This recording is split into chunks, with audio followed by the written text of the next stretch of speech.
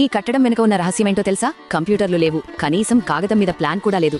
కానీ 800 ఏళ్ల క్రితమే ఒక అద్భుతం సృష్టించబడింది. ఇదే రాజస్థాన్లోని రణక్పూర్ జైన్ ఆలయం. కేవలం ఒకే ఒక భారీ పాలరాతి శిల నుండి ఈ ఆలయాన్ని చెక్కారు.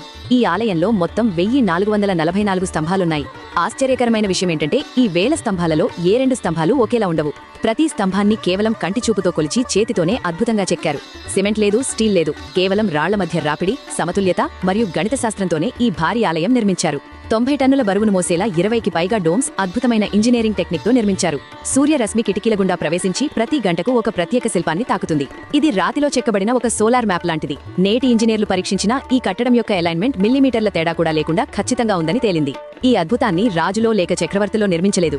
పవిత్రత కోసం నిరంతరం శ్రమించిన జైన్ సన్యాసులు మరియు కళాకారులు 50 ఏళ్లపాటు కష్టపడి దీనిని నిర్మించారు. 8 శతాబ్దాలైనా ఈ కట్టడం చెక్కు చెదరకుండా, ఒక్క అంగుళం కూడా కదలకుండా అలాగే ఉంది. మీరు ఆధునిక మెషిన్లను నమ్ముతారా, లేక మన పూర్వీకుల అద్భుత హస్తకళను నమ్ముతారా? మీ అభిప్రాయం కమెంట్స్లో తెలియచేయండి.